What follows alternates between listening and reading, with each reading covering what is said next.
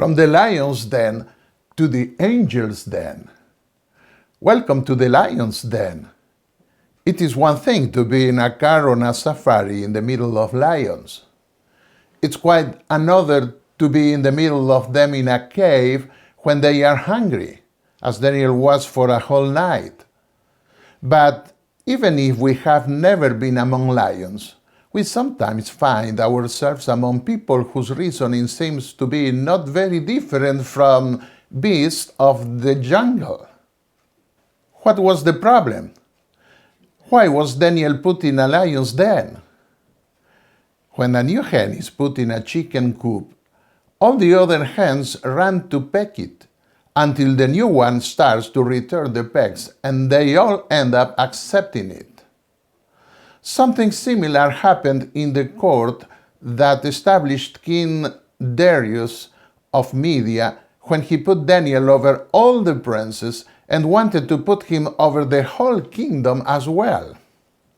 Envy and jealousy not only lead many to commit acts of cruelty against innocent people, but unlike hens or lions or animals in general, they can be very cunning in hiding the true reasons that they cause harm to others. Just watch the news to see how politicians seek to damage the reputation of the ruler in democratic governments or impersonate others in office. Someone said a bucket of many crabs doesn't need a lid, because when one crab is about to escape, the others press it with their tongues and throw it in the middle again. Thus envy operates among children, as in the case of Jacob's children, when he felt a predilection for Joseph. Among the leaders of the church, when they see that others appear more fit for the office they hold, as in Saul's case after David defeated Goliath, and among the nations as when other kingdoms wanted to settle in the land that God had given to his people and to whom he blessed.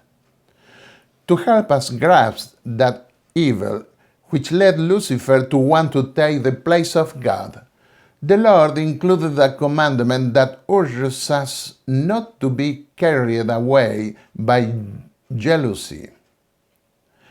No Babylonian or Medo-Persian document mentioning King Darius has yet been found between the conquests of Babylon and the assumption of the kingdom by the Persian king Cyrus. But it is striking that Cyrus, after one of his generals conquered Babylon, did not use the title of King of Babylon for the first 9 months, but King of the countries. This was corroborated by Dr. William Shea by analyzing the cuneiform text of Babylon. Ancient Greek historians such as Xenophon, Herodotus, and Ctesias, and the Jewish historian Josephus identified Darius as being Cyaxares, Cyrus' uncle, until he ceded the kingdom of Babylon to his nephew. Darius would be more than a name, a title that was used in different realms, and that means he who holds firm the goodness. Darius was 62 years old by then, and as his kingdom in Babylon had just been established, he interpreted the proposal of his subjects as a desire to pay him special tribute to show their appreciation and willingness to obey him. The fact that these subjects included an honor greater than any other god is in keeping with what emperors used to require in ancient times. Historians tell us that the great Persian king was the absolute master of power, the high god on earth. They were to prostrate before him up to their feet, putting their faces against the earth. When Cyrus entered Babylon, the Persians worshipped him for the first time, showing their admiration and respect for him. Other examples of exaltation of kings and emperors over the gods are seen in Egypt, where the state receives a cult and the person who as the divine Pharaoh embodies the state is also worshipped. The Pharaoh holds the title of Supreme Pontiff, as being the image of divinity, and confers upon himself the attribute of infallibility. Also, the king of Babylon was worshipped as Supreme Pontiff. The kings wore sandals on their feet that the vanquished kings had to kiss. And as we saw in studying chapter 4 of Daniel, Nebuchadnezzar became self-exalted until he asked others, "Is not this the great Babylon I have built as the royal residence by my mighty power and for the glory of my majesty?" Daniel 4:30. This may seem ridiculous in democratic contexts like those we live in, but it was common in ancient times. Another example was given by the Greek king Alexander. He became the living incarnation of divinity.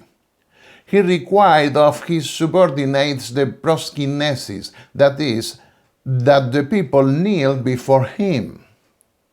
The Roman Caesar relied in his auctoritas, in his sacrosanct power of Pontificate Maximus, and in the divine ascendancy. They set up their statues in the temples and squares of Rome together with those of the gods. Following the thread of history, Constantine rebuilt the imperial cult, which was gradually accepted nominally by Roman Christianity.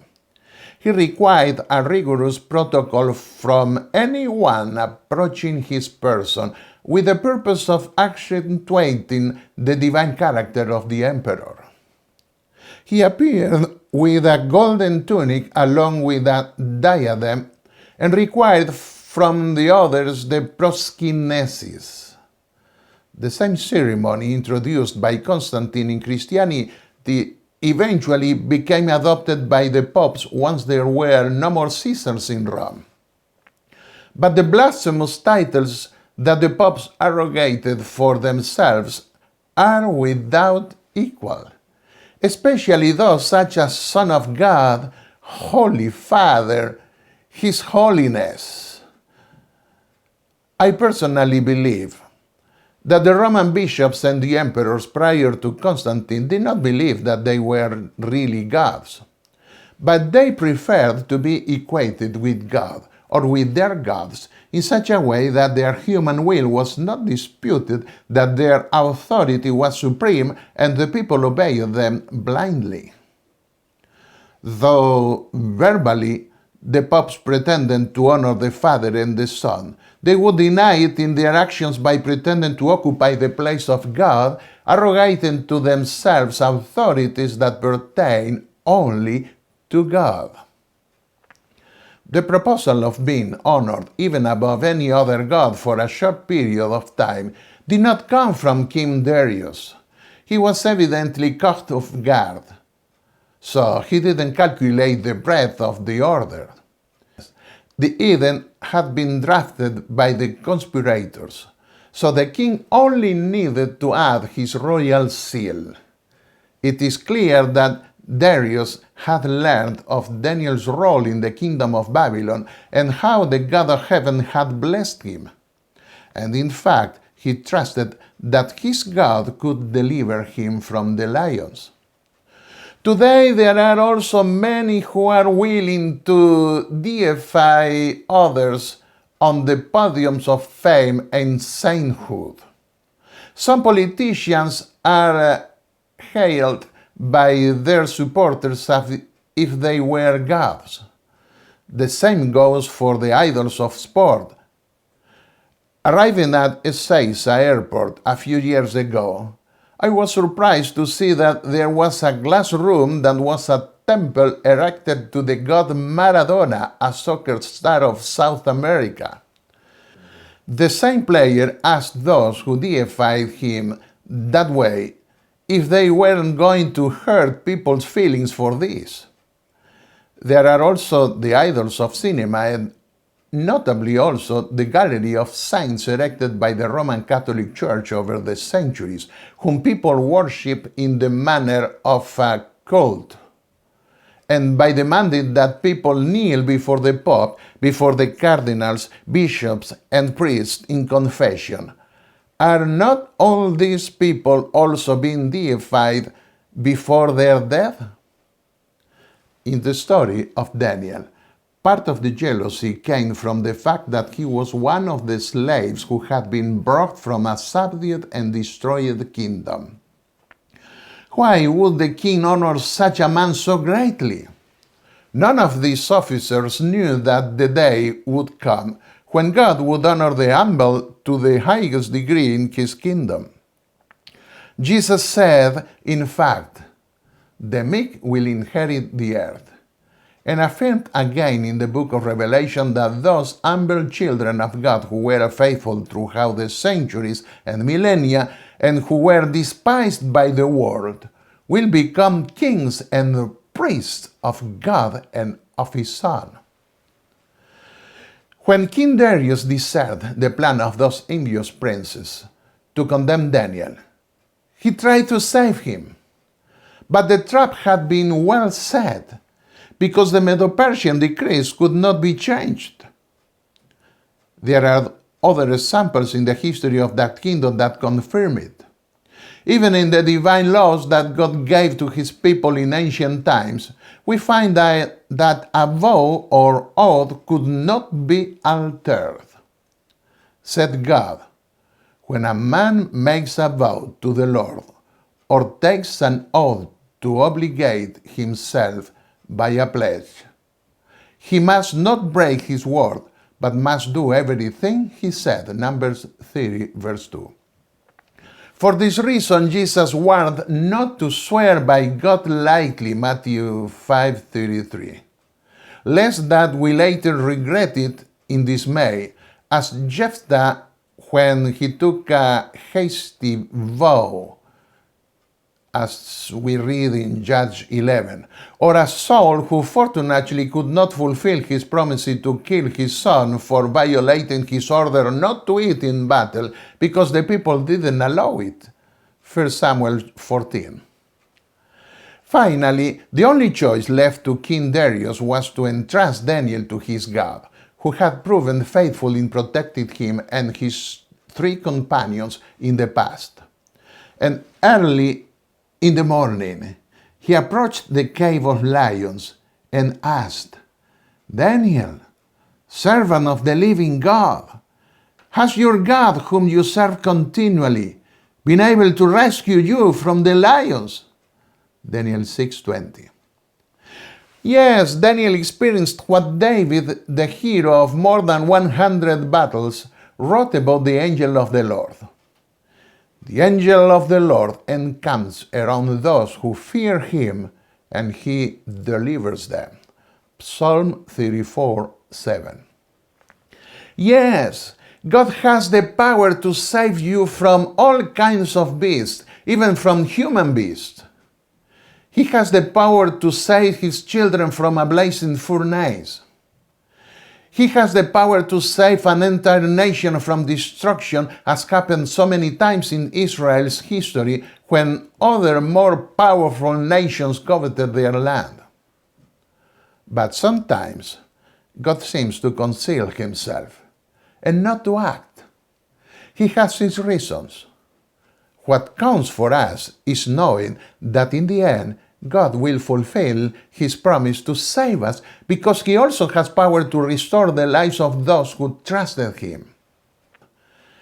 And as happened again in Esther's story later, the tables are turned at the end.